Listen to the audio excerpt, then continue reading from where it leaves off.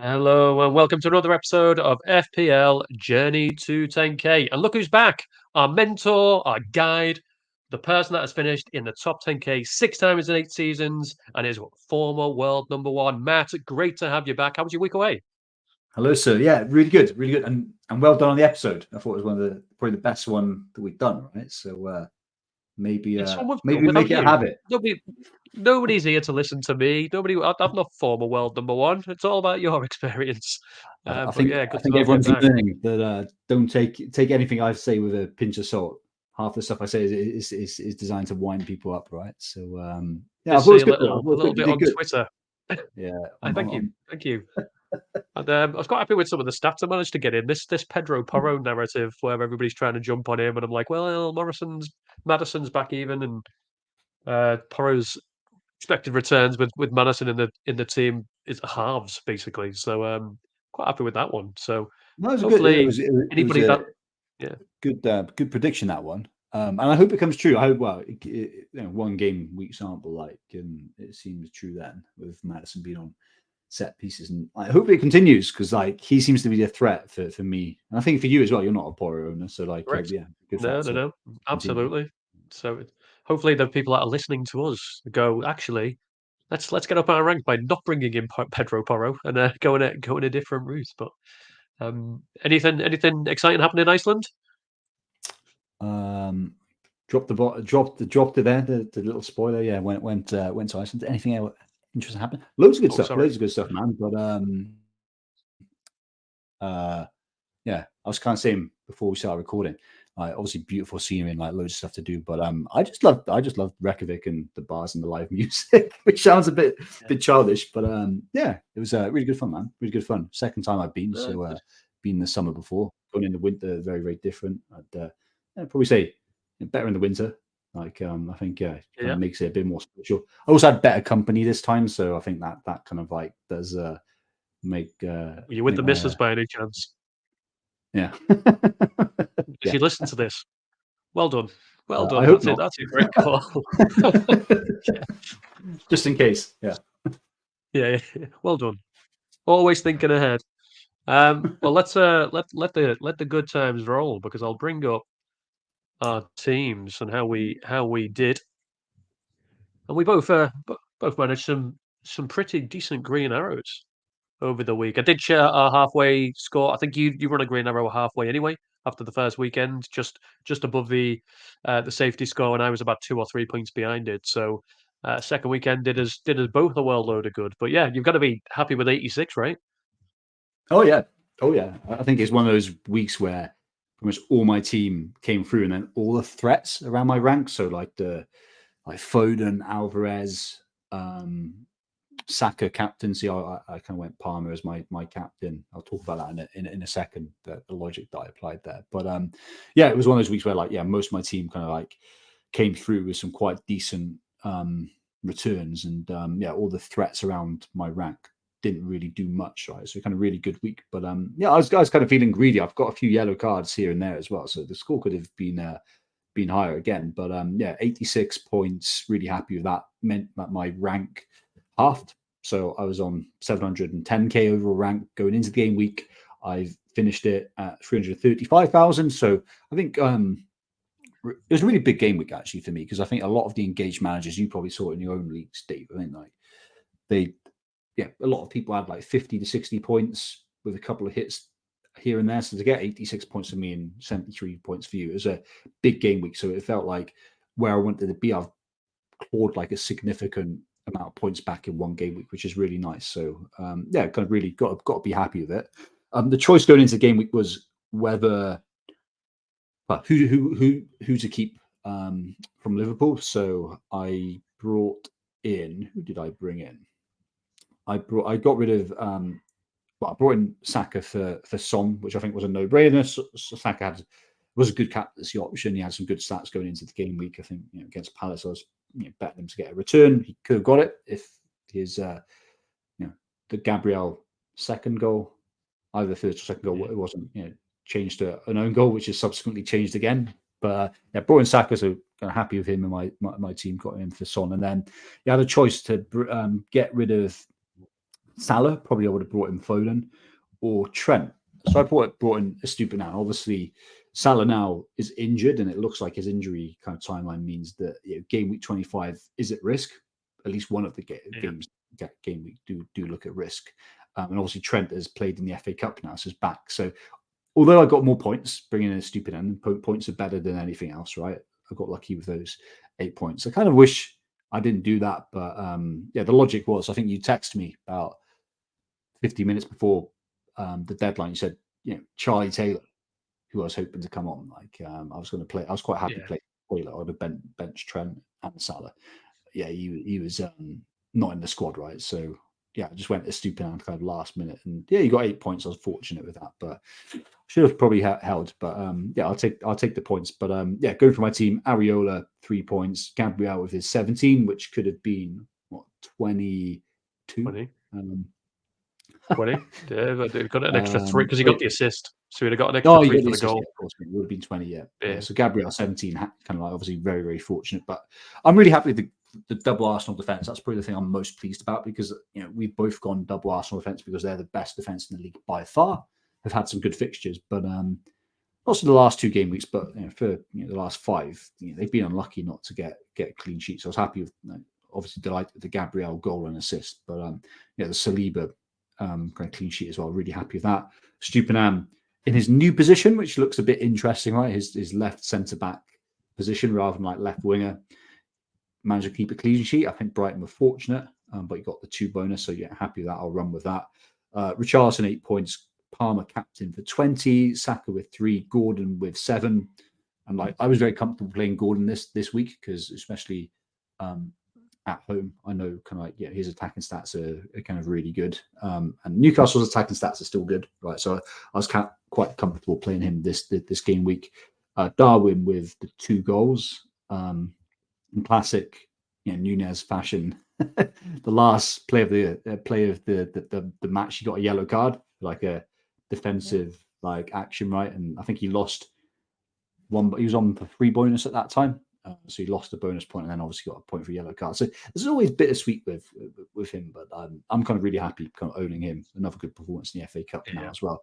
And then blanks from Solanke and Watkins, which are becoming a bit more of a common occurrence, so one to watch. But 86 overall, really happy. And I guess Palmer captaincy was a bit of a differential. I was surprised at that. I thought going into this game week it would have been really 50-50 split. Well, I think it would be Alvarez owners going for Alvarez, and then people who don't have Alvarez, 50-50 split between Saka and Palmer. So I think I was kind of like, because I went for Palmer because I think his underlying stats were better.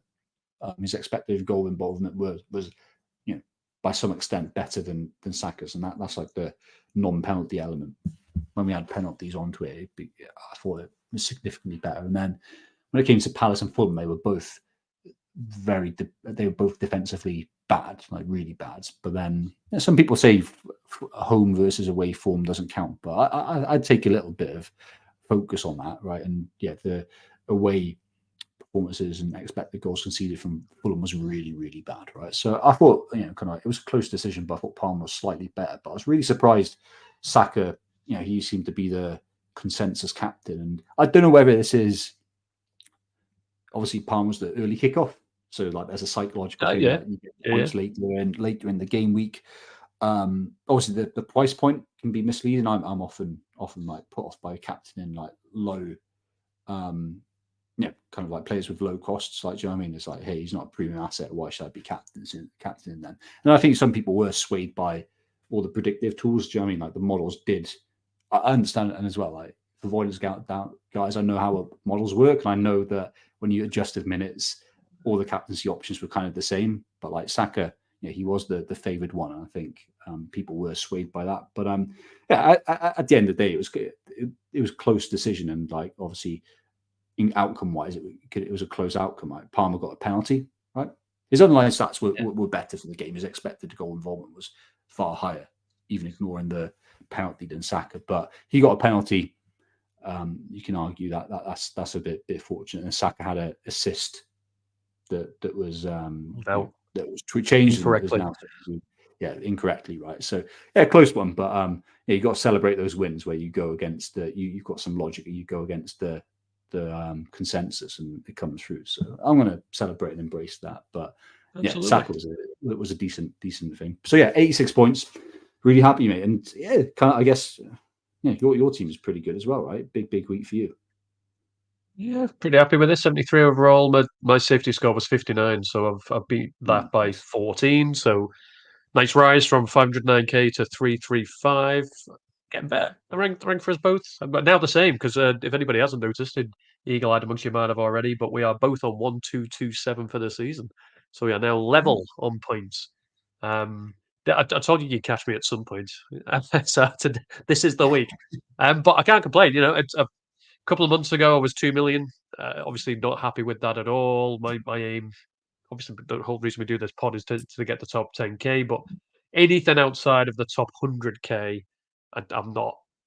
That's like baseline for me, and yeah, 100, 150k is kind of where I want to try and beat. So getting better, quite a few green arrows in a row.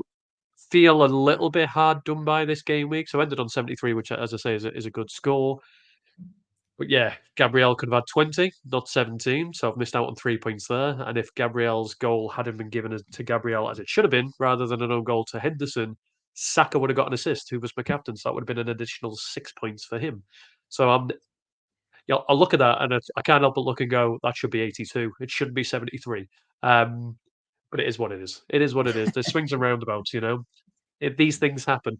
Annoyingly, it happened to me last season when March there was an own goal for Harrison. That was March's goal, and he was my captain as well. So it just seems to be my captain I picks. mean, Um, there's loads of examples. I mean, like, I think it was a bit of a weird decision when I saw it as well. Like, it was a shot on target, right? And normally, if they're on target, it's not given as an own goal. yeah, I mean, for me, I would have preferred it as well because I think my game week rank would have been even better, right? Because I would have got the Gabriel absolutely. goal, and then I Yeah, would have got I've still got Saka in my team, right? So I think I still would have yeah. come out better if that had happened. These things happen, 92, though, right? you'd I have think. gone, wouldn't you? Pardon? So, You'd have ended up on 92. yeah. So it's like, and I Yeah, think game rank would have been better just because of Gabriel's ownership. So yeah, it was a bit of a yeah, weird one, but these things happen, right? I mean, we both had Solanke, right, when he was on point on track for yeah. 9, and then if not more, and then obviously that game got Nothing. cancelled. So there's all sorts Yeah, of like weird and wonderful that's it. things. I mean, do you remember a few years ago, like Fernando? There was Harry Kane when he was like swearing he got a goal on my And he daughter's didn't. life. He didn't take He a. absolutely Like, didn't touch it. he absolutely didn't touch it. And then there was a Bruno Fernandez ghost assist. Like I Yeah, think maybe that was that in the triple. It might have been in the triple. There was a triple game week, went there 2 years ago, 2 or 3 years ago for Manchester United. yeah, And yeah, yeah. yeah, I think Fernandez got like an assist. I think the people who were captaining him were going wild for it, but like he missed the ball by a good like 2 meters. He just like fainted a Yeah. flick. So these things happen. It's annoying when they do, right? But I'd say I'm not complaining really. Any game week where you finish with a game week rank of 582k, you've got to be happy. yeah. I won't go through the entire team because they're quite a bit similar, but I've got Walker in defence as opposed to Nice. Estupinan, so he pulled out 6 points, got his first assist of the season. So despite scoring twice, got an assist and 2 bonus, which I'm not expecting every week, but I'm happy being on a City defender early with their double game week to come, and they don't blank. Potentially willing game week 29, but we'll touch on Early that in adopter. shortly. Should Early you put adopter. that? Should give you That's that it. label? Yeah, early adopter. I'm a That's trendsetter, good. Matt. I'm a trendsetter. That's what I do. So everybody's going to jump on Walker now, but Matty Cash is another example. I just set these trends, mate. Gross is the other one that I've got that you haven't. He was my one transfer for the week.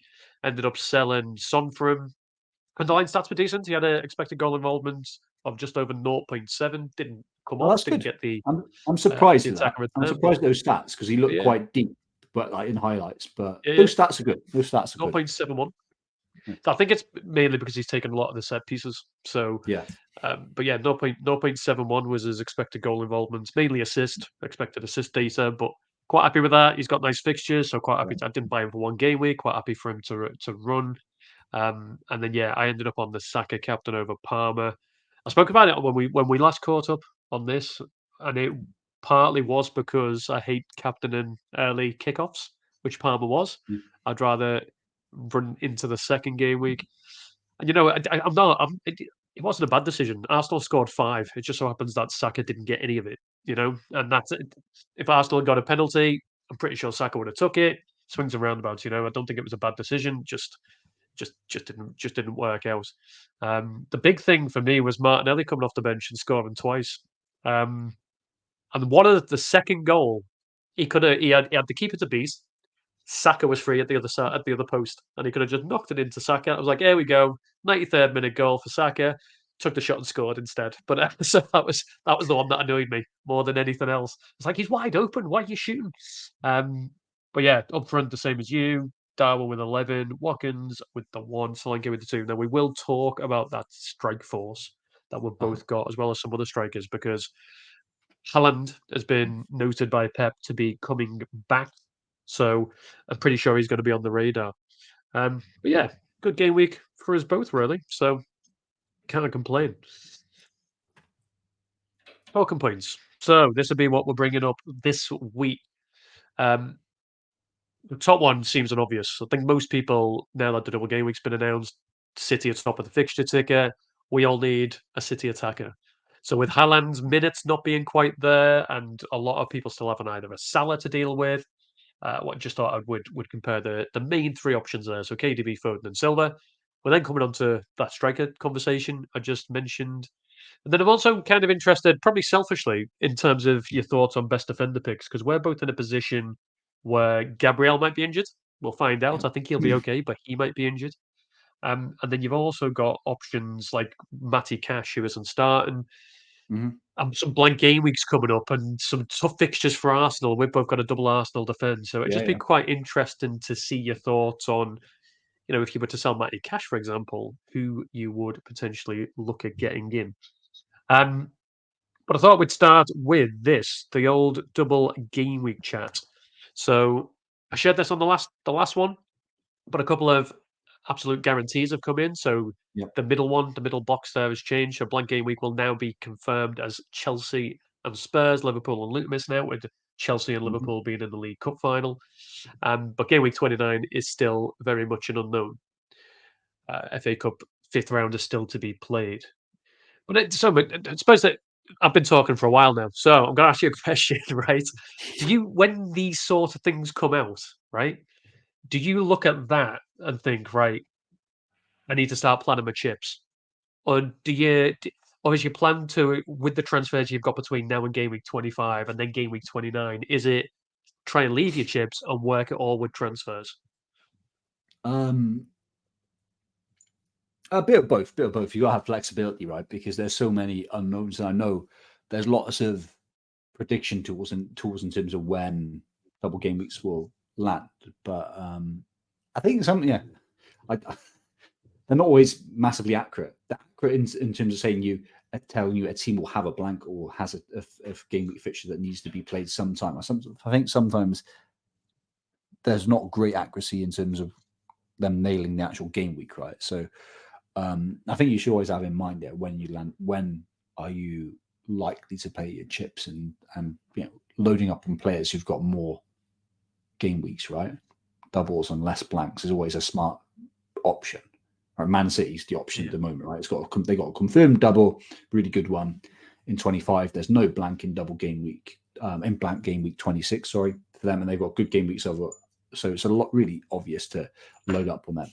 Yeah, kind of chip planning does come into mind as well, right? So, but yeah, you got to be flexible until everything's announced, right?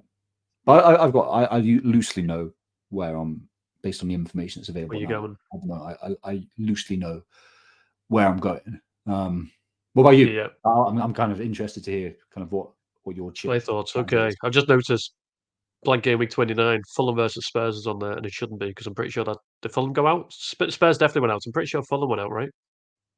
Pretty sure they're out the FA Cup already. So I think that game will go ahead. But it's only two, it's only one of two that are guaranteed. So Fulham Spurs, Burnley Yeah. versus Brentford. Any of the other 8 could be off. Hmm. So There's also then something that we should bring up, and I've noted it at the bottom there. Game week 25, although you've got the doubles that are already on the screen in the table, Liverpool versus Luton looks very likely to also be put into game week 25. And Yep. Chelsea versus Spurs may also be put into game week 25. Now, that's what you were touching on there, Matt. They're not guaranteed. It's extremely likely that, especially the Liverpool versus Luton one, but until it's guaranteed, Hmm. what do you do? Um, so initial thoughts from me. I've looked at my team. I've got I've got enough transfers to deal with that blank in game week 26. So I've Hmm. got one Chelsea player, I've got one Tottenham player, I've got one Liverpool player. Yep. So I just bench them all. Done. Yep. So Cool. the blank game week 26 is okay. In terms of the double game week, if Liverpool do get given a double game week, and they've got Brentford and they've got Luton, I'd quite like another Liverpool player or two, if I'm honest. Yeah. Yeah. So I'll give myself a bit of a headache, but I'm not going to do that anytime soon because they've got Chelsea and Arsenal in the next two, and I don't like those fixtures. So that'll be a game Hmm. week 24 onward sort of thing. But to answer the question, right? I have enough transfers to build a team where I can have two or three City players, two or three Liverpool players for the double game week 25, and then also get out a very decent 10 or 11 players in game week 26 in the blank. And then because game week 29 is unknown, that seems very likely to me that I'm probably going to free it or play the wild card in that game week, depending on the fixtures that follow it. Because there's no point in planning for an Arsenal player because they're out the cup. Or what if Chelsea go through? Arsenal still blank. It just seems like too much unknown game week 29. So I'm just going to plan it game week 25, game week 26, and if I have to, I'll just deal with game week 29 with a free hit. Yeah. That's my No, initial I think thought. that's a similar approach to me at the moment. I think you raised a really good point around Liverpool, right? So they've got the confirmed blank in 26. It's very likely that they'll have one in 20, the double in 25. Obviously, it's a favourable double, as you alluded to. However, I don't think you need don't sell your Liverpool players, right? But I wouldn't be jumping on a Jota or a Trent this game week, right? Because as you said, yeah, it's Chelsea and Arsenal next. So the Chelsea game they could hammer them, and but I think Chelsea are looking quite good. Actually, they have looked good all season, but they're getting some results now. Arsenal away is the toughest game from an attacking point of view, right? So I think you can wait until what's that 23, 24 before looking at the Liverpool kind of games. I think if the double in 25 is as is, and then Liverpool Luton is moved to it, I can navigate that quite easily and probably have three Man City and maybe three Liverpool without much kind of issue, right? Brentford, it's neither here nor there, right? I don't think I'm going to go for a Brentford asset. It's not the best double really, and their fixtures either side are pretty poor. If Spurs Chelsea is moved to double game week 25, which is a potential but low probability, then I'd consider about free hitting, right? Just so you'd want to look like In low. 25. Yeah, potentially, right? Yeah. But at the Yeah. moment, I think I can navigate that quite easily. The blank game week 26 seems to be quite an easy one to navigate, given it is just like two fixtures that are not going ahead. And then 29, like you said, it's quite far away. Like there's obviously nine fixtures there that could be blanks. But yeah, it could end up being four, right? And I think in a game week like that, I'd be quite happy if I got the key players, like the best captaincy option. I'd be happy playing 9 players, right? So I think at the moment, Yeah. 50-50 or free hit in blank game week 29, depending on how it lands. But if I can get a decent squad out, 9 players, I'd be happy to just take a hit or two and then use the free hit in a double game week later in the season. And then when it comes to triple captaincy, I think double game week 25 if Haaland is fit seems like an absolute no-brainer, because like these things happen up. Like my tactic is if you got the best asset or the one of the best 2 assets in the game fit with decent fixtures, you go for it, because like so many things can happen. Like as we've seen, Haaland's been injured for a while. Salah's now injured, right? Yet having these players fit seems like an absolute no-brainer. If Haaland's out and Salah's still out, I would be tempted on someone like Nunes. Honestly, I'd be. I think that Yeah. is a valid call. So triple captaincy for 25, free hit for 29, potentially to navigate that big blank game week. Wild cards 30, 31, bench boost in 34, and then 37 where there's probably a smaller double game week. Either just run with it or use the free hit if I still got it, right? So that's my chip strategy at the moment. So I'll be loading up. I think short-term planners load up on Man City players, I think. Absolutely. Absolutely. And it does bring us on nicely to our next one. But I'm going to ask you the question. Sorry, I dropped my pen, which is why I went off the screen. If you don't have chips, would you then target Brentford? And the reason I bring that up is I've noted again at the bottom, they've got a double in 25. They will play in 26. They're guaranteed to play in 29. So if you don't have your chips left, you've used them all already. Is that something you'd look at, or is there another team that you'd maybe consider getting instead? I suppose City, although they blank in 29. Oh well, they might blank in 29. No, I mean Brentford are playing Liverpool and Man City in 2025, and they have really poor fixtures around in and around it, right? So at a stretch, you can play maybe say Tony, right, for someone like Watkins or Solanke could be an interesting option. But yeah, I'd be I wouldn't be targeting Brentford players even if I didn't have any chips. No, I think in that scenario you'd still be going hard on Man City first and foremost. Like you said, they could play in 29. And if they don't, it's only one game week, right? You'd rather have good players with good fixtures for like a 4 to 5 game week span rather than like Brentford who just have a fixture. You're getting just 2 points from that fixture. Yeah. The draw was today, wasn't it? And then Brighton got Wolves, which they could easily win. And then that game's blanked. I can't think who City got, but it was Luton. They got Luton away. Luton away is not easy. That's not an easy place to go. I think they only beat City only won by 1 goal earlier in the season in the Premier League. It's but if Luton ended up pulling out a result, you wouldn't be overly shocked, is what I'm getting at. So yeah, City could play in 29. Probably not. They could. I'd be shocked. But like, it could happen. It could happen. Weirder things have happened, right? Exactly. Like Maidstone beating Ipswich. But here we go on to the City team, and we were talking about, City. It's getting City loading up on City assets seems obvious. I've got Walker. I've got space for 2 more. I think you've got space for 3. So so you've like free it for that midfield. We've both got Salah. We're both probably very likely going to sell Salah this game week with the injury news that's come up of late. So it's where do you go? Now in that midfield, there's rarely only 3 options for me. And the reason I've left off Grealish and I've left off Doku is because of their minute swings. Not guaranteed to start. I want a 90-minute man, and I'm assuming you're the same. Now that could be contradictory. Top of this none list, of these are. You should put Rodri on it. Where's Rodri? Rodri, I'm not playing a DM. Not a chance. I'm getting getting Rodri. Money would be good. His price point's pretty nice, but other than that, I don't think he's for me. But you're looking at those fixtures at the top, right? Burnley at home, Everton at home, double gaming 25, Bournemouth, gaming 27 against Man United. That could easily be 5-0 City. Yeah. So they seem a must. So yeah, these are probably the big 3. I don't hate the Doku pick, but he's not on my list. These are the big 3 for me. So Kevin De Bruyne, thoughts? What are you thinking about Kevin De Bruyne? Yeah, mixed feelings. I think that's a temptation just because there's a lot of cash available now because like Son, Haaland, Salah are out to just go for the most premium asset who's been good historically, right? Let's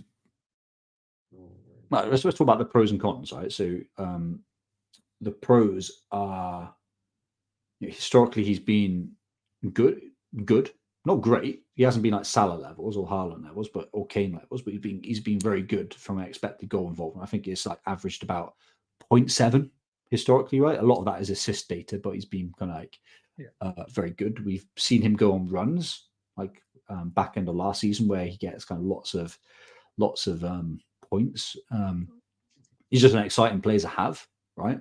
I think you got to kind of like put that out there, and you think he's their best player, right? So he'd play in the important games. So there's some positives there. Negatives are his price point. He's 10.6 million, which, whilst funds look really, yeah, there's loads of money's available now in the game, right? But like once Haaland comes back, once you want to bring Trent or Salah back for the double game with Liverpool, then it's kind of really tight. So he limits your flexibility based on his price point. He's played 43 minutes in the whole season. He's returning from a 6-month hamstring injury, and he's 33. He's Man City's best player. Well, top 3 player like Haaland and Rodri as well. And there's big games coming up. Champions League. Is he going to be prioritised for some of the league games where they've proven that they're already winning it, or is he going to be reserved for the most important games?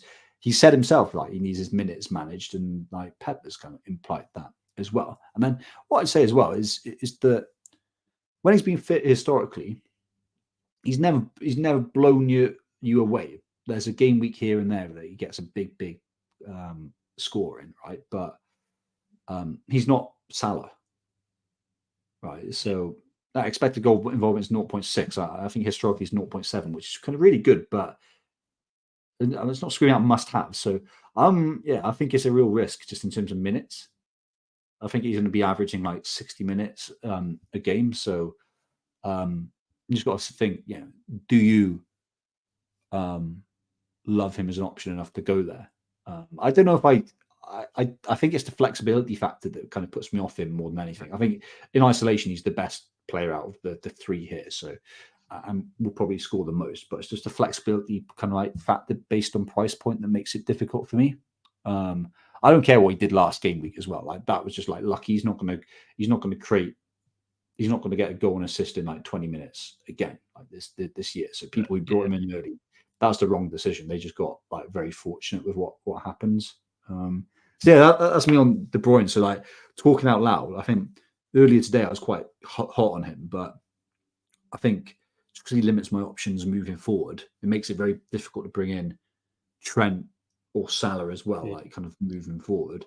I think I'm off him at the moment. What about you? No, I agree. I was having a chat with long-time listener Kyrie Irving. Having a bit of a Yeah, chat with him, and it was touching on that price point. If I get De Bruyne in for Salah, I can. It limits other choices. So I can probably stretch to a Haaland, but then if I want a Trent, I'm selling a Saliba, I'm selling a Watkins to get to yeah, Haaland instead of maybe a Solanke, and it's exactly. just too. I'm not interested in doing that. I need 90-minute men. I'd rather sell cash, um, and I'd rather have the option of selling Solanke or Nunes or Watkins. I don't want to force my That's hand yeah. into Watkins. That's it, mate. So It's the optionality in it. It's yeah, the optionality. So, like for me, it gives the option I can bring Trent back if I want for double game yeah, week 25, which does seem appealing if Salah is out. It gives me the option to bring Salah in as the midfielder for Saka, right, for the double game week yeah, 25 if he's yeah, fit. And like you said, the forward options, it means that I don't have to move Watkins or Nunes, and I don't want to move Nunes because of the double, right? Um, yeah, it means I can move Solanke to kind of Haaland. So I think the kind of like price point is the limitation here, and that's ignoring all the other potential issues. Limited minutes, being reserved for Champions League games, and generally not having amazing expected goal involvement anyway. Right? He yeah, could play as false nine, and it could be a revelation, right? But he could play a lot deeper, and he yeah. could play a lot I'm with deeper you. whilst Haaland is still out and being eased back in. So you don't have a clinical finisher or someone who's going to create a lot of chances through their movements. You could have Alvarez, who hasn't been great, or Foden and Bernardo, right? So, yeah, I was big on him, I think, yesterday and earlier today. But I think, thinking about it logically, I think I'm not going to go there. Yeah, yeah. It's a big jump in it. 2.6 million to Yeah, get him instead of Foden. yeah, It's a massive sum of money. That's the difference between um, you know, getting as you say, a Trent mm. or getting Pedro Porro, which might be a terrible example because some people will go, "Well, Pedro Porro is doing very well, thank you very much." But I'd rather have Trent. That's Yeah, yeah. so. But you get my point. 2.6 is a lot. Hmm. So right. So if you're gonna stare away from De Bruyne for the reasons you've outlined there, you've then got to choose a two, right? For me, I don't know whether you think Doku is another option, but for me, it's then between Foden and Bernardo Silva. And we've kind of touched on both of these over the last few weeks. Foden has had 20 starts out of 21 league games, which is in a Pep Roulette team is phenomenal. Bernardo Silva's had 16, so he's still getting starts. But if you look at the expected goal per 90 data, Foden does edge it, so he's 0.06 ahead. Both got, Foden's 11 goal returns. Bernardo Silva's had 10, so not far off. But he's 1.5 million cheaper. So it'd just be interesting to look at them too, and how do you compare them? Um, I think when I think it's Foden. Like quite, I think I've decided that I've got to go Salah to Foden. I was close to do it last game week actually as well. What was underwhelming was their expected goal involvement per 90. It's not great, is it? You want that, 0.5, 0. Below 0.5 ain't great for a City midfielder. However, I think City haven't been great full stop in terms of expected goals. You'd think with De Bruyne and Haaland coming to the business end of the season that they'll start improving that collectively. And they also have easy games, right? Like Burnley at home to make it a difference. But I think, Foden from an assured minutes point of view, right? He's played pretty much 90 for the last couple. It doesn't seem like he's got any kind of fatigue. He's got the flexibility to be in the 10, the false 9, which is an option if De Bruyne comes back. Foden and De Bruyne can rotate that. I don't think Alvarez has been great. I think he's probably the weakest person in their attack at the moment. And the expected goal data is better for kind of Foden. So I think he's kind of clear really. Better minutes, better goal involvement. I know there's the kind of price difference, but like you don't need to go down that lot. You're already saving money versus De Bruyne. You don't have to go down to 6.5. And I think I do think Bernardo will have less minutes. It's just gut feeling, really. Yeah, I think he's the one that he'll get dropped before Foden gets dropped. Is basically the point. He does seem like a European player, Bernardo Silva. Pep seems to love him in the Champions League. It's control he if I brings, remember isn't it? rightly.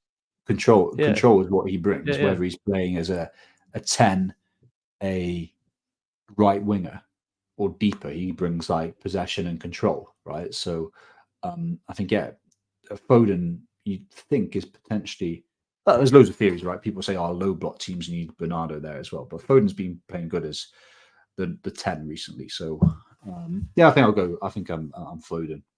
I think I'm Foden. Swinging to Foden.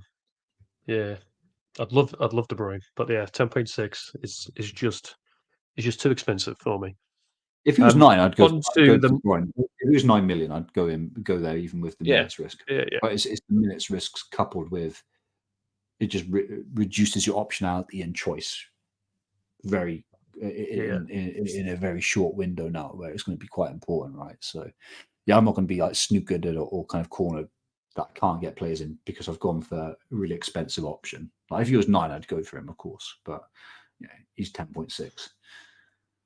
Yeah, just that little bit too much of a stretch. Mm.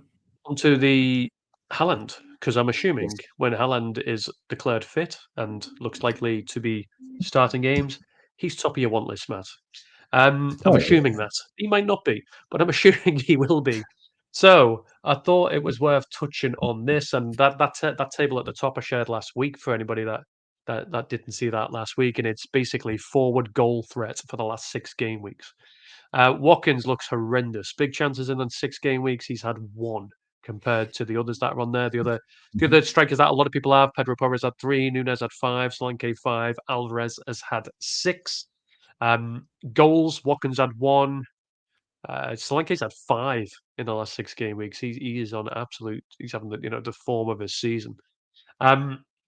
But we weirdly have the same strike force: Watkins, Nunes, and Solanke.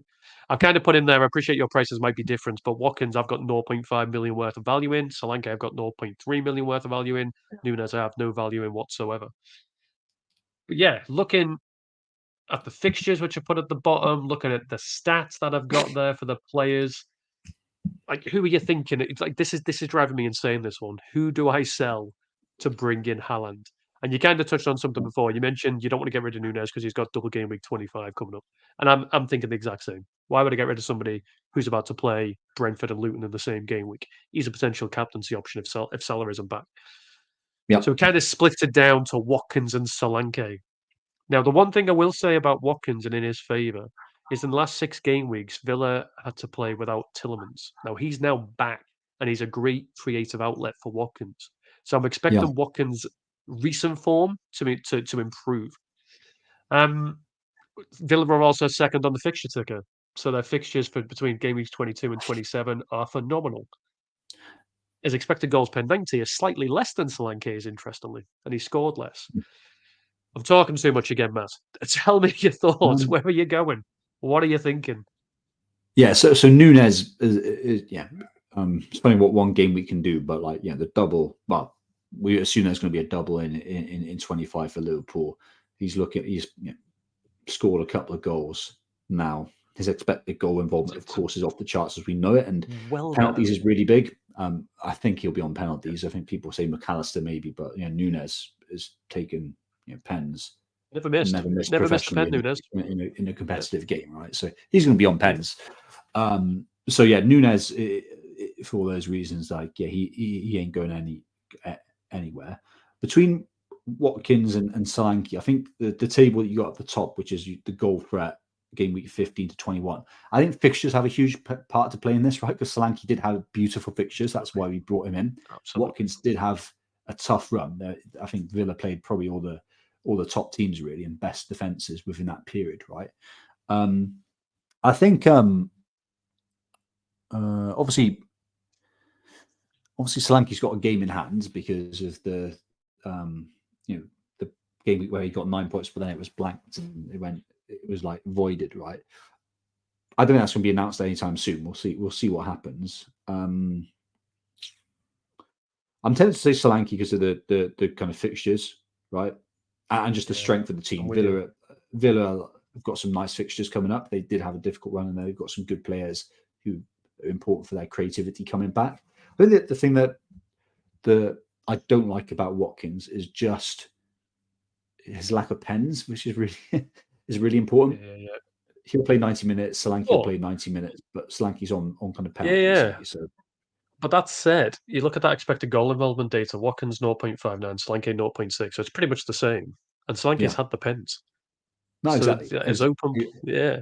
But it's a bit of a moot point, right? His is higher because he's on penalties, right? Which is what we know, and that's even more promising from Nunes, right? Is that Salah's probably had like 5 or 6 pens this season already, right? Liverpool attacking team will get. You'd think they'll get 1 penalty in the next 3 game weeks, hopefully, right? But no, he's a great option. I'm probably heading towards Solanke out because of fixtures. And then, like when I wildcard, I'll bring him back in, of course, because there'll be some extra doubles then potentially for Bournemouth. But I'm probably thinking Solanke at the moment. But it's a tight one, and penalties will become what will be part of the conversation for sure. But Villa are very good at home. They got Newcastle, they got Sheffield United away, then they got United at home, Fulham away, Forest at home, Luton away. I think that's a nice run.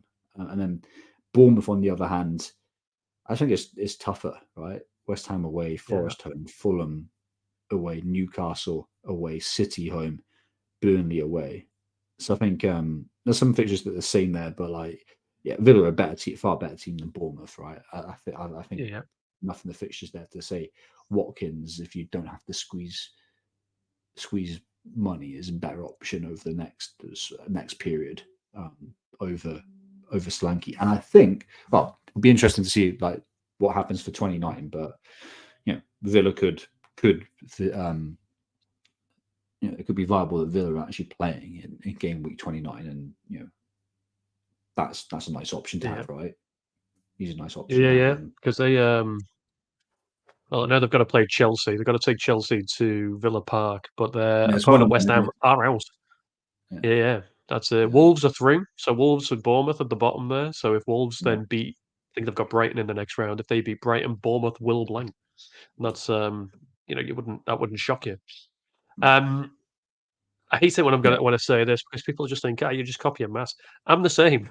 I've done my classic, right? You know that thing I always do, Matt, where I'm like, I'll look at I need players for this for this game week. I've done it again, and I need players for blank game week 26.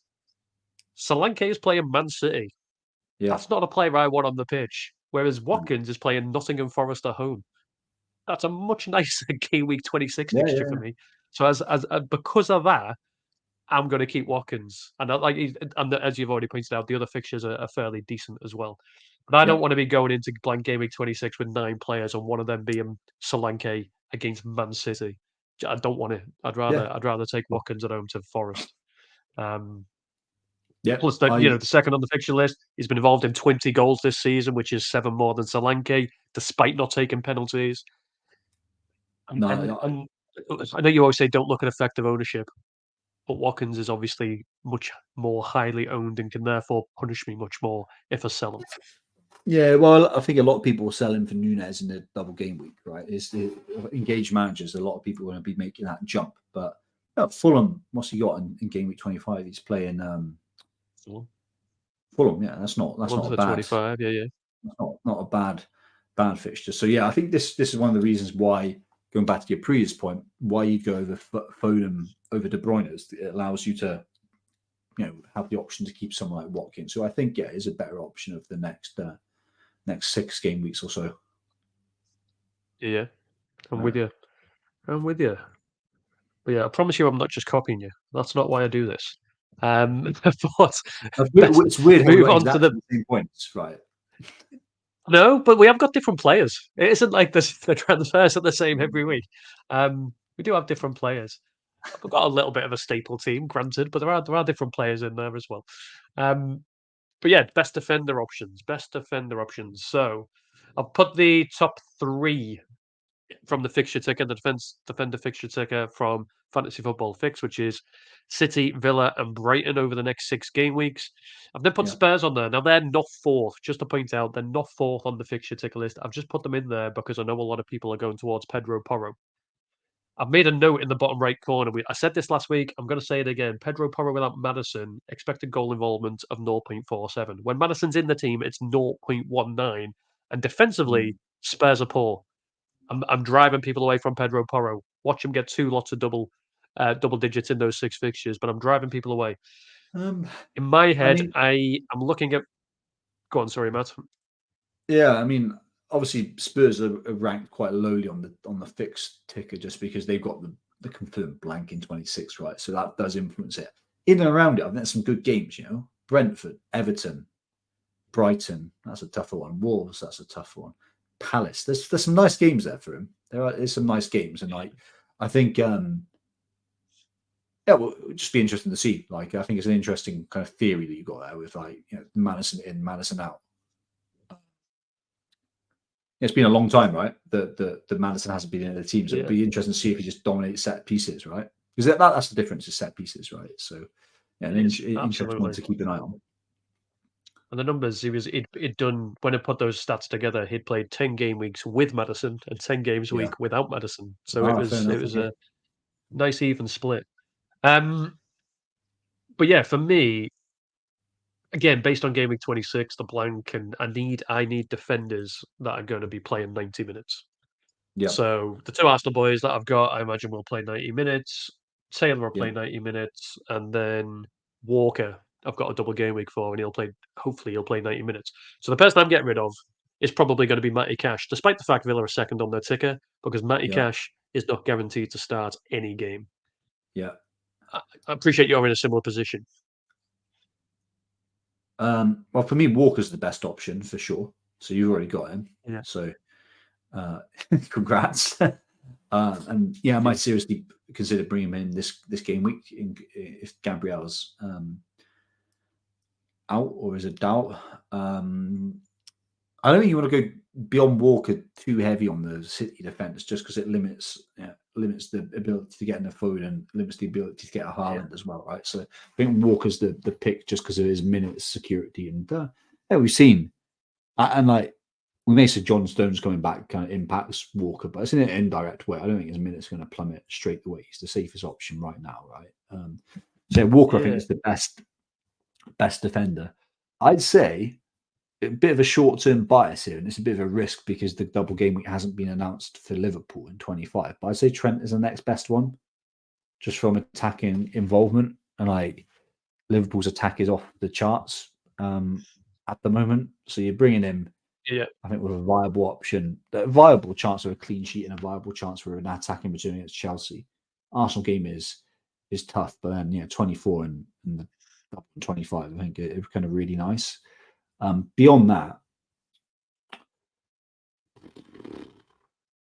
yeah, a Stupinan maybe, but like is or Porro, but like Stupiman's kind of positioning is not great now. yeah. He's kind of started playing as the left of a mid of a centre three raise, but I did notice he took a few corners away from Yeah, close. true. Yeah, yeah. So he's Um, getting some set piece stuff. I it seems like a game week too early to do it, so I'd probably roll, right? Or Yeah, 2 game weeks too early, but I'd be targeting Trent for 24 and 25. And who cares? Like if there's a blank in 26, you can work that out like another time. I think I'd be happy playing with Walker and the 2 Arsenal players for the foreseeable, kind of like the next 2 game weeks, presuming Gabriel is fit, and then like reassess yeah, it. But like Trent is the one I'd be targeting. I wouldn't be in a rush to bring in a Stupinan, for example. yeah. I'm with you. It's that's it. If Gabriel is injured, I'd love Trent, and I could Yeah, go early. Um, Game week 26 bothers me because it then gives me another headache because I'll have 2 Liverpool, 1 Chelsea, 1 Tottenham. So I've then got 4 players that won't play plus Matty Cash. Really, that's 5. That's 5 players that aren't going to play. So, but I've got a couple of transfers you prior got to that. I've transfers, also haven't got you? 2 free transfers still. Yeah, Yeah, that's it. And I'm still sat with 2 free transfers at the minute. So are you thinking about your defense? I appreciate you've also got Matty Cash and um yeah. yeah. I'm I assuming got Matty Cash Taylor, to so I got Walker. You were saying Stupinan, Walker's an Gabriel. obvious.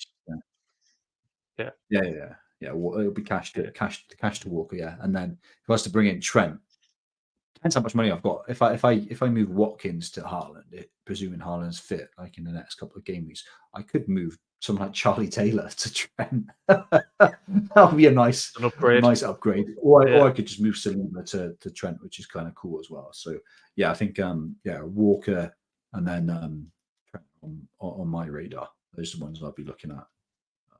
But yeah, ideally I can go into this game with a Stupinan playing Luton, and then the 2 Arsenal boys fit. And who've Arsenal got? Who got Forest away. Forest, yeah. Forest, which is it wouldn't be a surprise. I think that a clean sheet odds will probably be about 40% there. So yeah, I'd be happily play both of those. So it's really if Gabriel's fit or not. So yeah, I'll be looking for like trading ground photos and like get press conference stuff and leaks and all that kind of good Yeah. stuff. Come on, Arteta, give us some good news, mate. Yeah. One other player that isn't on the list, and I've not put the fixtures on that I was looking at. The Toon, Newcastle have got some really nice fixtures. Villa away, this one, which is terrible, but then they've got Luton at home, Forest away, Bournemouth at home, Arsenal away, not so much, and then Wolves at home. What's that? 22, 23, 24, 25, 26. The problem is with 26, they're away at Arsenal, which is horrendous.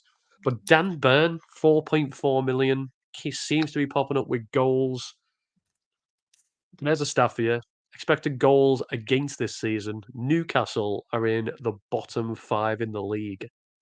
Considering how good their defence was last season, they're in the bottom 5 in the league. But with somebody like, would you consider Newcastle given that fixture run? I mean, if you want a cheaper defender, go like obviously you're like focusing on 26 a lot, but like I am. I like the upside of the double, right? So if Luton have a double, Yeah. get like what's his name, Doty, like from them. Yeah. He's got crazy expected goal involvement, right? So yeah, I wouldn't be looking at Luton and Newcastle just because of the lack of a double. Yeah. When Dan Burn gets a brace, and it's going to happen one game, I'll feel But it's a frustrated. problem for another debut, Um, right? You're not going to yeah, it realistically is. not going to play him over your 3 starting defenders, are you? Like until Not this week, 26. definitely not. That's Not, why I need the not updates from yeah, yeah. Arteta. Captaincy picks. So a couple of options. No Salah, no Son, no Haaland, probably no De Bruyne starting. Yeah. Gives us lots and lots of options like we had last time. So here's the stats for the next game week. Unsurprising to see a City player at the top, considering that they are at home to Burnley. Foden's on there as well. Mm. But yeah, where were you kind of lying with your captaincy at the minute? Well, I've got Richarlison captain and then Saka as vice captain, which seems like these predict the scores by fixed disagree with that a little bit. I mean, what's your opinion on these predictions? I'm kind of laughing a little bit, but that's a Yeah, bit rude. I mean, Elise's probably not going to play, so probably shouldn't be on the list at all. So he Um, should probably go. I always feel like with the stats for Foden, they they love Foden, and always seem to suggest he's higher than and Grealish. Grealish hasn't been starting a game since yeah, about game week 5. I I disagree. I disagree with these quite a lot actually. I don't know if they'll probably be refreshed before the game week starts, but like Alvarez, I think is a very good captaincy option. I think the caution that people should apply is just the minutes. One, he hasn't looked very good, right? So, and it's probably a bit fatigued. Like I think it sounds like a cliche, but I think it's true. But I reckon he'll come off at 60 minutes, if not a little bit earlier, for one of De Bruyne or Haaland, right? He's coming off Yeah, for sure. So there's a real minutes risk with Alvarez, and you're really betting on a penalty, I think, with him yeah, more than anything else. I think options that I expect to be here. Yeah, Foden's on it, of course. So I'd expect him to be on it. De Bruyne, depending on minutes, I'd expect him to be here. I'd be expecting Darwin to be kind of flirting around here, penalty taker for yeah, Liverpool. Eze, obviously, there's a prime fixture for Crystal Palace, and he is fit and probably will be yeah, taking penalties, of course. And yeah, I think Richarlison and Saka are valid options too, as well, given the fixtures and their underlying stats. Yeah, yeah. I think I might be that. We'll see in a minute when I load up bus teams, but I think I'm on Richarlison at the minute. yeah, But likelihood is if I do, and I will, I'll sell Salah probably for a City mid. Whichever City yeah, mid I bring in, I will probably captain, yeah. purely Okay. based on the fixture. It's probably what I'll end up Hmm. doing. Um, but yeah, Foden or Silva, and this is it. That could drive my decision because I would be much more confident captaining a Foden than captaining a Bernardo Silva. Yeah, Again, I yeah. don't know whether that's a price point thing or I just see Foden as more of a threat. I don't know, but that's probably where I'll end up. That's what I'll probably end up doing with my captaincy. Whichever City mid I bring in, Mm. I'll probably get the armband. Richarlison as I think my I'm still as above. my I base. think I'd still. I think I'd rate Richarlison just above Foden. Actually, I can't. Yeah, Yeah, yeah, but this is it. This is how the captain chat should be, right? It should be people picking different people. When Haaland's back, we'll all be bored because it'll just be who's got Haaland every week. So it's nice. It's nice when there's a bit of a different across yeah. the board. I'm gonna like people will laugh and mock this, but this is part of the fun in it. But I'll definitely look at like some of the underlying expected goal involvements recently. I'll be looking at the expected team conceded for the kind of teams that they're playing. So I think it's tight, right? I think you could like the players that we're likely to have, like I'll put in my situation, likely to have Foden, likely to have Richarlison. Well, I've got Richarlison and Saka. I think it's very close between them. So I'll have a look at all that information, see similar with Palmer to see if it kind of like gives me an opportunity to do something a little bit interesting. Yeah, Yeah, makes a change, isn't it? Makes a change versus that's, Haaland or yeah, Salah. yeah, absolutely. Absolutely. It's where it's hopefully and well you've seen it last week. If you get the decision right, Mm. it can help you climb a fair way up the list. Um we'll come on to our teams shortly, but Matt versus Dave, differential pick. The less time we speak about this game week, the better because I got Wow. absolutely mauled. It's lucky we're not doing total points. That's the way I it's know, described. yeah, because this would have been a major week for you. Um Ah, Jota coming in with his 2 goals and an assist for 19 points. Even Tony on his own would have beat me. So, but both my players 3 and 3. Arsenal scored 5. Havertz decided to not get involved in those goals on like Saka, my captain. And Gross had really good underlying stats, but didn't get any goal involvement either. They both got a clean sheet, so 3 and 3 for 6 total. Well, yeah, both your players beat 6 on their own. Tony with his free kick, getting a goal and some bonus points for 8. And then Jota, 2 goals and an assist, getting 19 points. You've got to be I happy. can't believe you didn't go for Jota over. You went for Havertz and Gross. You went first. Yeah, but You Jota went was first, so available to you, right? You went Havertz. yeah, after Gross. I know I had to pick Gross. I had to pick Gross. He was at home to. Who was he at home to? It was 0-0, wasn't it? Who was he at home to? Wolves with it. Could have been Wolves. It could have been Wolves, and Wolves. I was just, I knew I was going to bring him in. I was like, it's the last week I can pick him because I'll own him, and I'm not allowed to pick him if I own him. I don't know. Brighton just score goals, right? But there's something for you. I don't know whether you read Jones Knows on the Sky Sports app. So he's like their betting pundit, All and right, he yeah. was looking at. Do you read him? This week he was all about Brighton versus Wolves, like bet your house on it being over both teams to score over 2.5 goals. And I looked at it and it was evens odds, and I was like, oh, I might put 20 quid on that. Thank God I never. 0-0. He'll be getting some I grief. think I think I think you just rinse you and him are like one trip ponies, right? Because I think you did you do Spurs and Brighton, right? As the nailed on It worked. bet for the weekend. That one worked. It was all right there. Over Brighton's 5.5 had, goals. Brighton had Hello, 2-0 for nils in a row now, so like yeah, they're a changed team apparently. yeah, clean Yeah. sheet left, right, and centre. But yeah, congratulations to you, Matt. That Thank brings you. the Thank score you. back to 8-7. Um, So I'm still 1 up. I'm still 1 up, but still plenty of game weeks to play. 17 game weeks or so to play. Game week 22. Now I get to pick first. And randomly, you've already said the name of the player I'm going to pick. I am looking at a player that is at home to Sheffield United. He's 3.2% owned. His name is Eze. Likely going to be on pens with Elise probably injured, probably their most creative outlet. Yeah, he's at home to Sheffield United. Need I say more? Yeah, So yeah, congrats. Eze's my first pick. Right, I've got to scramble around now. Was he your pick? Yeah, I think Yeah. it below 5% ownership. I think he is very obviously the best one. So now I've got to scramble around a little bit. Tough, isn't it? It's Mm, tough. It's a tough have a one with good the under fixture. 5%. Yeah. Because I'm assuming Yep. now, like looking at these players, Tony, Jota, and Gross will all be above 5%. Yeah, Havertz won't be, but the other three will be. I'm guessing that now. Oh, I'm gonna just double check. Just go Jota on repeat. He's got to be highly owned by now, isn't he? Yeah, he'll be over 5%, surely. Scored again today in the cup. Took it Yeah, well. seven Could have point scored nine another. percent. Jota Yeah. 7.9, and then Tony's got to be pretty. Well, Tony had no ownership at all. So Yeah, people Tony will jump all is. over him. Yeah, he's on 4.3%. So he's an All right. interesting option. Away to Who are they Spurs. playing? Spurs No, away. okay. So, Yeah, not fantastic. I mean, I'm gonna be.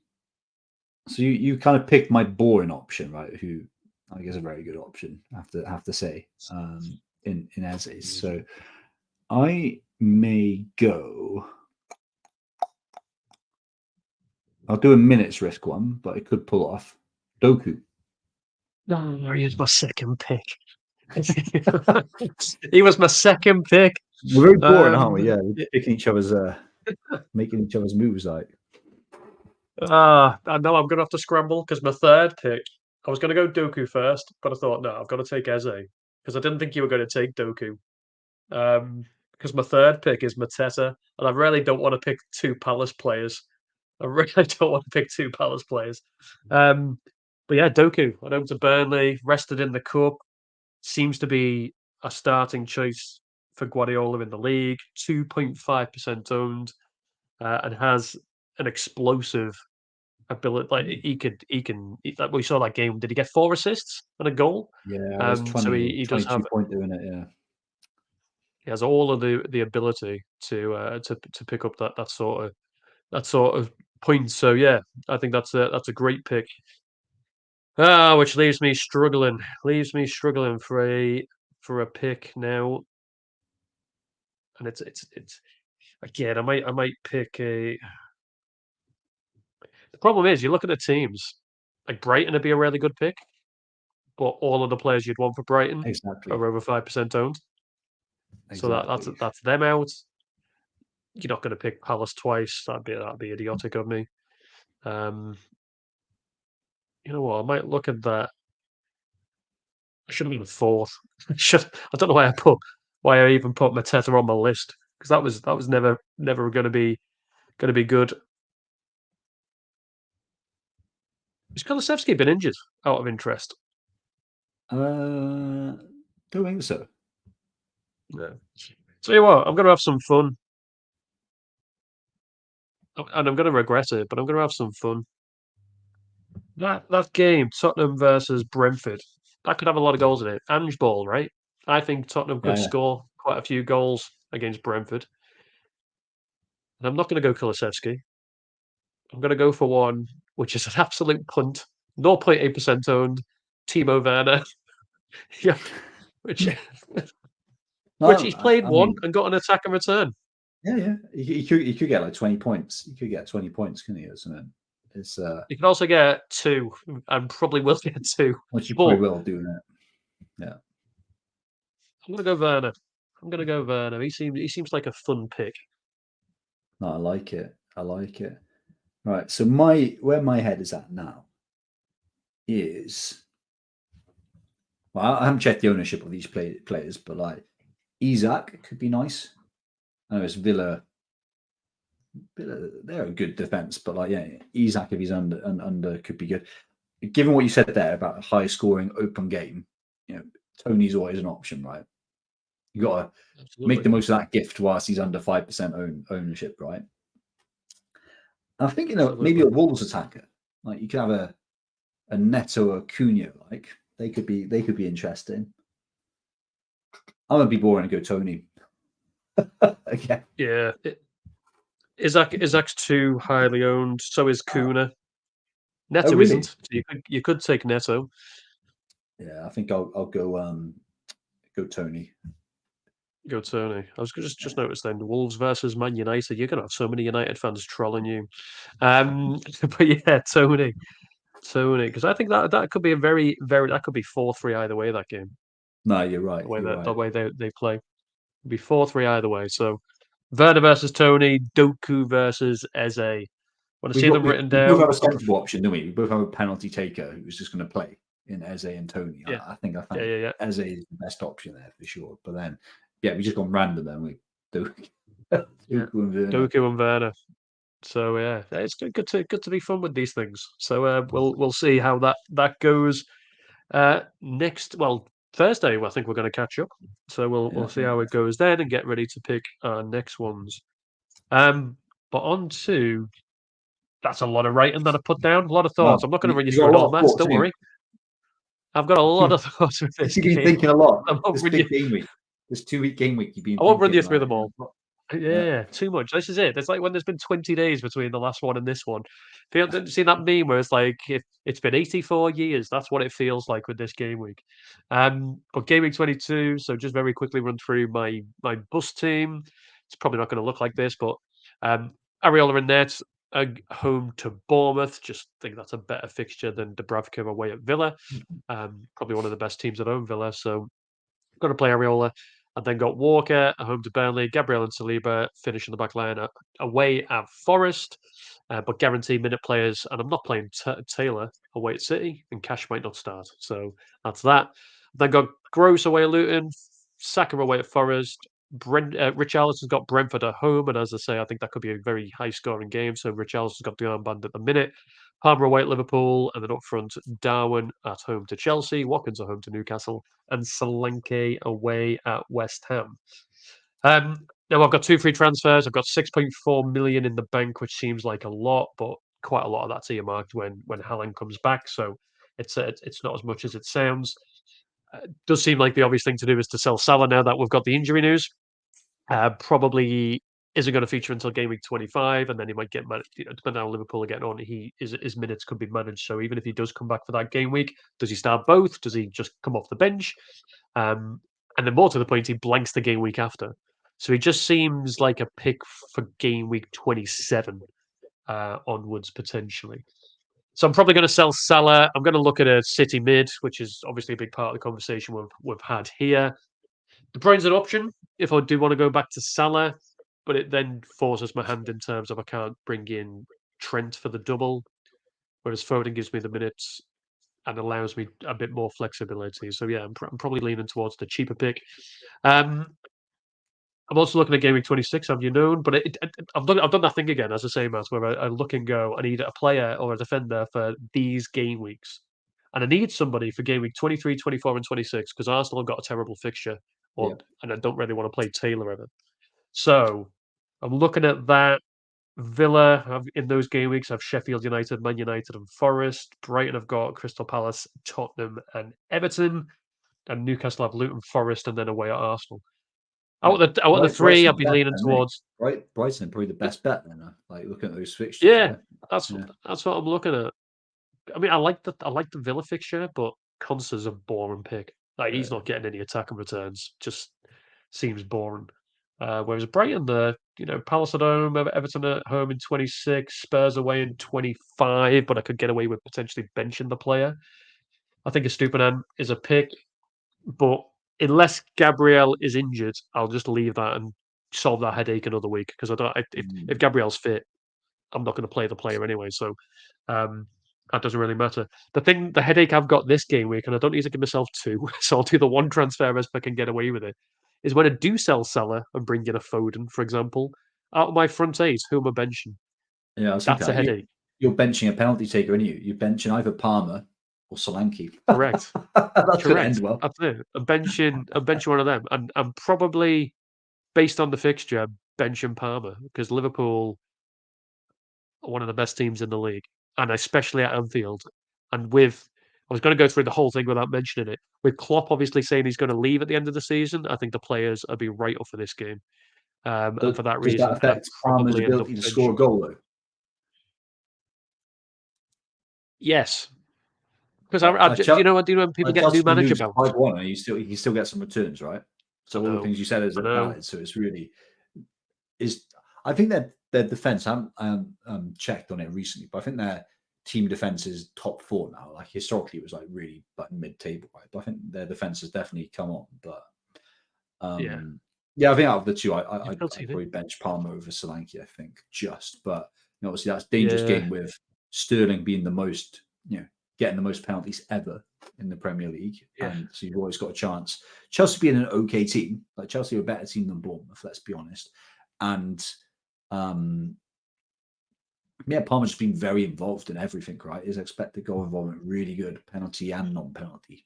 So that's a that's tough it. one. So you'll never really get it wrong. Like, just Oh, accept that. 100%. 100%. Whoever a Uh, bench is going to get a double digit return. So it's I got stung. Remember last time I benched Solanke, it was against Newcastle and he scored twice. So it's yeah, and then obviously much more recent. Luckily, we both played Palmer, but a lot of people bench Palmer for the away at Luton game, and he ended up getting 2 goals. So yeah, it'd be a tough one, but I'm thinking Roland makes sense. I've kind of put there a future plan in, keeping an eye on that potential double game week 25 if Liverpool get it as well.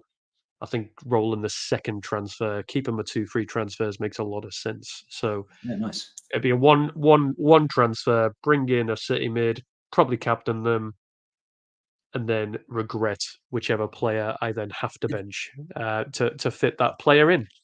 Um, so that's where I'm at. What are you thinking?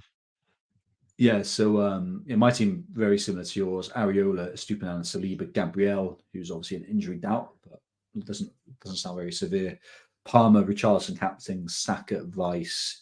Got Salah there as a placeholder, but Gordon would come in if I did make a move. Darwin, Watkins, and Solanke up front. So yeah, if Gabriel is confirmed out, or there's like big rumors that he's out, I'll move Cash to Walker, and then I'd play Anthony Gordon, Villa away. I'm kind of happy.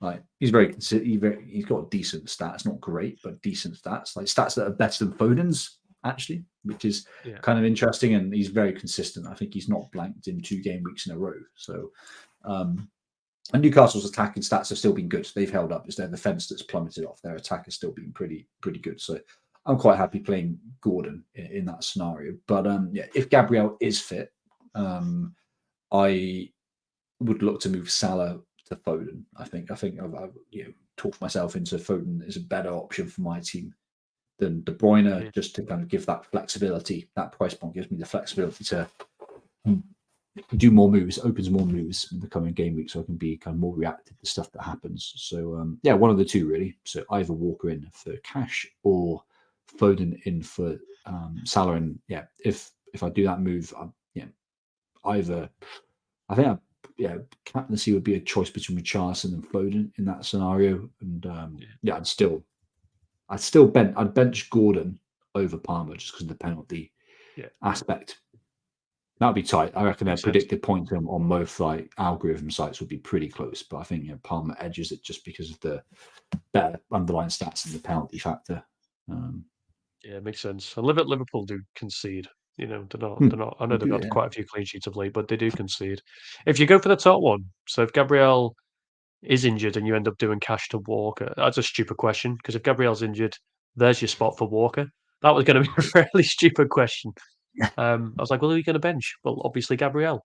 So that makes sense. I wish I had an easier pick. So I'm looking at that and thinking, well, who have I got instead of Gordon? It's Gross away at Luton. And I feel like I have to play Gross because I've just bought him in. Do you regret bringing him in versus Foden? No. Really? No, because Foden winds me up. Why are you bringing him in this week? I'm probably going to, because I'm going to have to, just because of the double game week. Brighton's fixtures are decent, and I like Gross. I've got him for 6 game weeks. He's only played one of them. I think over the 6 he'll do all right for me. But yeah, I'd hate owning Foden. I hate owning him. Which is why I'm thinking KDB might not be a bad pick, or Bernardo Silva, and save even more money because last year you were on De Bruyne. 100%. Do it. 100%. But then it. This is you're teaching me, right? Because then the flexibility of my team is so like just taken away from me. I mean, these are the little things that do save you a -8 down the line, right? But it may not happen. And maybe De Bruyne maybe goes off it, and then like Salah isn't back, and then it's happy days. You made a decision, but we don't know at the moment. So I think, worst case, De Bruyne doesn't really. He comes on as a sub, don't really do much, and then Salah's back. Trent is looking really good, and then you're taking a -8, right? And Foden might have scored as well, right? Yeah, so I think it's an interesting dilemma, but I think Foden's the smart, sensible option. De Bruyne is fun, so I kind of want you to go for that. But just to see how it goes. I kind of want me to go for it as well, but also gives me a better chance to win our mini league. And that also helps. But no, good plans, good planning. Right, on to I think it's actually the thank yous. So thank you for being here, Matt. Appreciate it. I know we're going to catch up. We're actually going to see each other on Tuesday, but then we'll catch up do another episode on Thursday ahead of game week 23. This is where they come pre or post deadline. We will see each other pre-deadline. Oh, deadline's what, Tuesday this week? Yeah, Tuesday at 6. We'll probably when the deadline happens, we'll probably be together with a beer in hand. Let's make sure it's all good signal. Let's make sure wherever we go has good signal. Yeah, I'll pick a decent bar for us, and then we'll probably end up even watching a game or two. I'd imagine. Screw anyone else who might be with us. We'll watch a game. Yeah, they do. Yeah. Sack that off. I'll find the pub that has the footy on like I did last time. Is it now an official FPL meet? We call out to everyone we know. Come and meet us at. Yeah, no, probably. I don't know. we could do. I'm probably going to say no because we've got colleagues with us. So maybe next time. Maybe next time. I'll wind you Um, up. I'll wind you up. we'll do it. We'll do. Depending on, we might get to the point where we start having meetups with people that listen. That might happen at some point in the future. Or do our own league, our own FPL journey to 10K league maybe next season. Well, we'll see. We'll see how we go. But yeah, watch Siege on the Tuesday. Catch back up Thursday ahead of the game week 23. It'll be one more game week closer to that double game week and blank game weeks and so on and so forth. But yeah, they keep coming. I don't know when the next international break is, but let's hope it's a long time off. And we just keep swinging at them as we're both Yeah, I think progressing it's, nicely.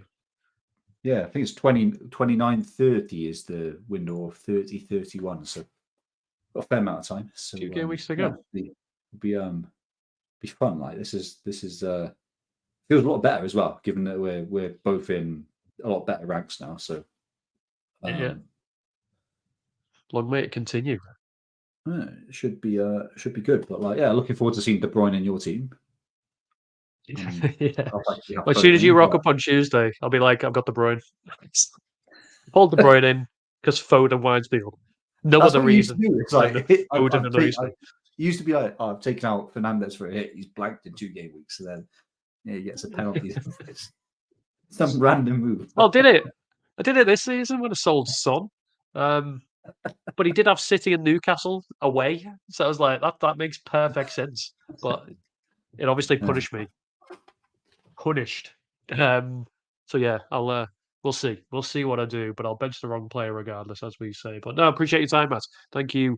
Glad you're back. Glad you're back with us. We'll catch up with you on Thursday. And best of luck for the game week ahead. Cool. Thank you, sir. Catch you soon. Will do. And thank you for listening. If you did enjoy it, as I always say every week, give us a like, give us a follow. It does help us out. It means that other people can find us as well.